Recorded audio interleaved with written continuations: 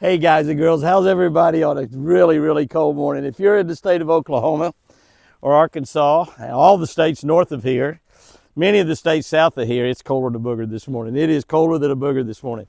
It's afternoon right now, and it was down to single digits. 6 degrees is what it got down to.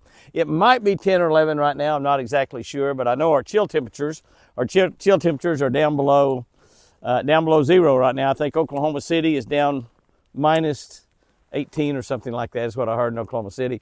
We're not going to get above freezing here until Wednesday. But I just had to come out here and walk out here on the dock. I didn't go out on the end of the dock because I wanted to show you that we have ice forming. We have ice forming here around the lake. You see the bank there, it's got ice forming right there, all up and down the bank. And ice forming over here on this side as well. Might be able to show it to you a little bit better over here, I don't know. But you can see the ice forming there on the edge. It's only out, it's out maybe a foot or two right in that area right there. But ice forming on the edge of the lake, and I was down in a pocket down here this morning. The pocket that goes up in there, where we have our water pumps. And God, it's cold. It's cold, man. Get my ears covered up a little bit there, but it is. It's that whole entire pocket has already got ice all over the complete top of it, so it's sheltered there. It's not, the north wind's not hitting it, so that the water's not moving around on top. It's frozen. But anyway, it's cold. That's all there is to it. And it's going to be Wednesday before it gets above freezing. We still have water. Apache still has water, so that's all good. That's all good. Chris and I did not go to church this morning. We did not go to church this morning.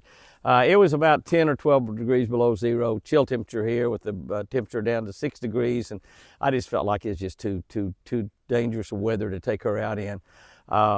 She could be fine, you know, the cars are warm and everything, but she's got to transfer from the house to the car, and then get to church, she's got to transfer from the car to church.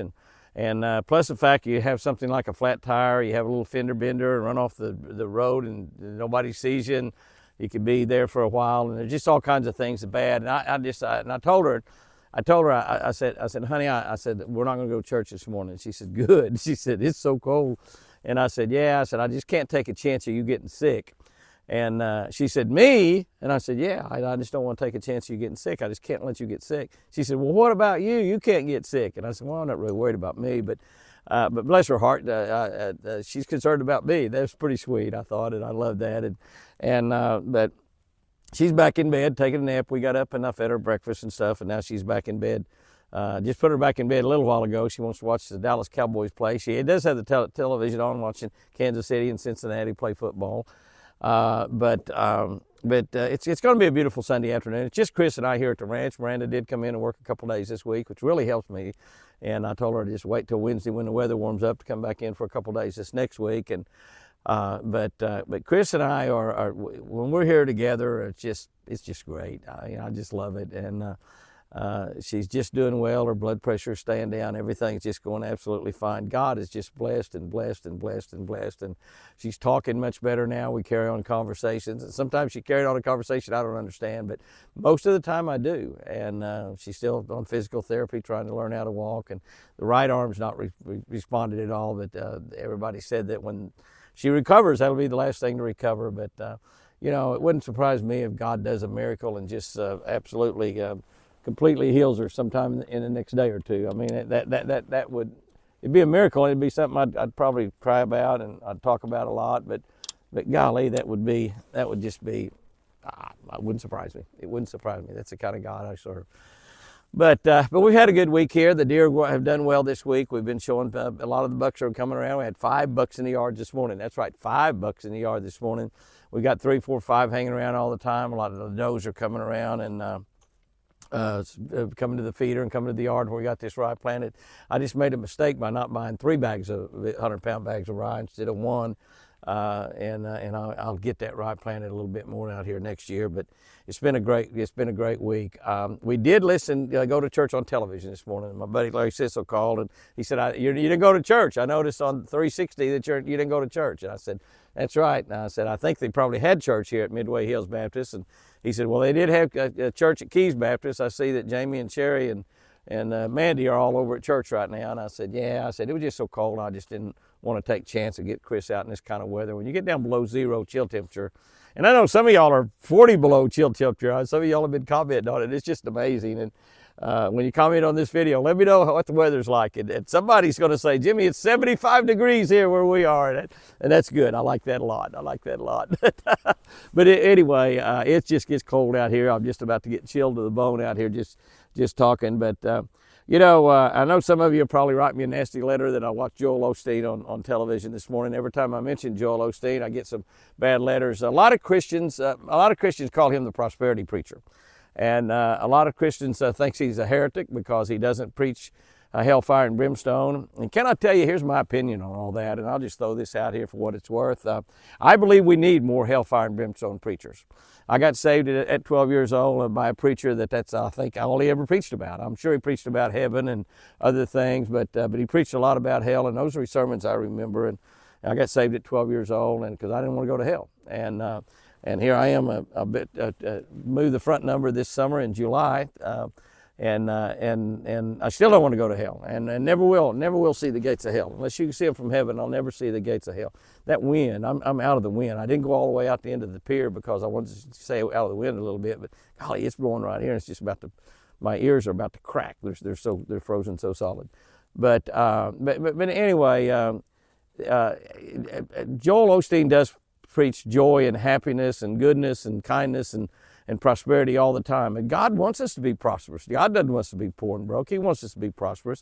He wants us to be healthy. He wants us to be happy. He wants us to be joyful.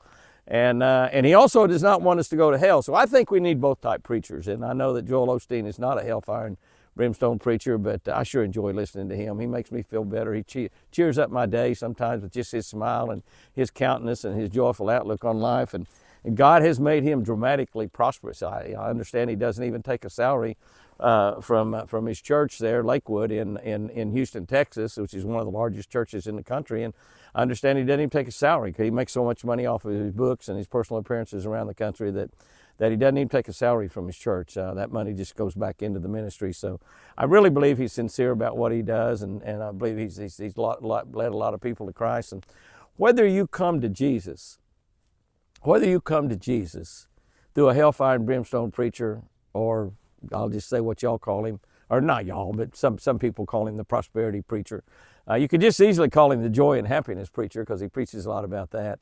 But whether you come to God by that, or whether you come to God by a friend of yours out in a bass boat fishing, or on a football field, or in a locker room, or in the middle of a storm that you're having in your life, that some good Christian individual talks to you about Jesus, makes no difference. And I think God uses all of the above.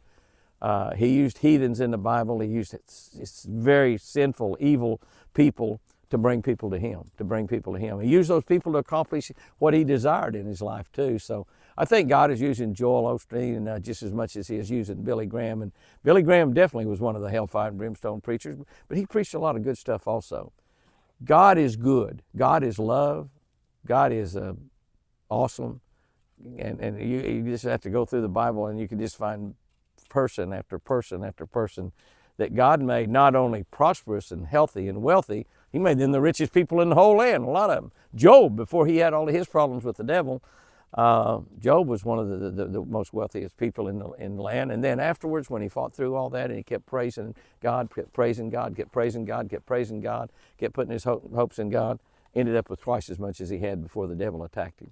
So we need all of those kind of preachers. We need them all. We need them all, I believe. And you know, and I think that our preacher last Sunday at Midway Hills Baptist Church, our preacher said it was an anniversary of when they started that church, and he said, you know, when I started this church, he told God, if all the work and effort and time and sacrifice that we put into starting this church, if one person gets saved, it's worth all that I put into it.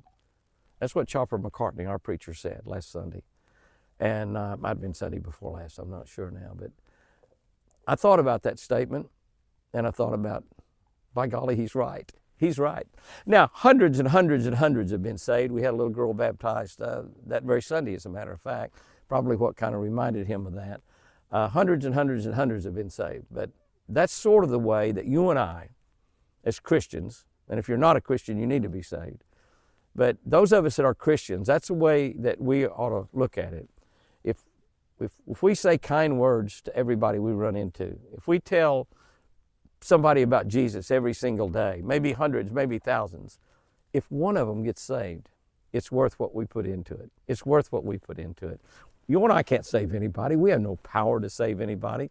We don't have the power that God gave the disciples when he sent them out into a cruel world. And he said, I send you out as sheep among wolves. Wolves. Wolves eat sheep. Wolves kill sheep. That's where I'm sending you, is as a sheep among wolves, where you might be killed. You might be beaten. You might be thrown in jail. You might be brought in front of rulers and chastised.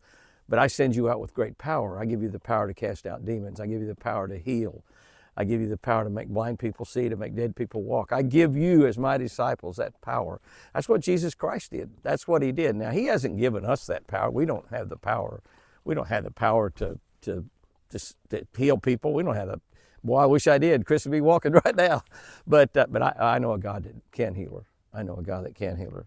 But we do have the power. We do have the ability. We do have the time and the chance to tell people about Jesus. We do have the chance to maybe bring somebody to Christ that might not go to Christ.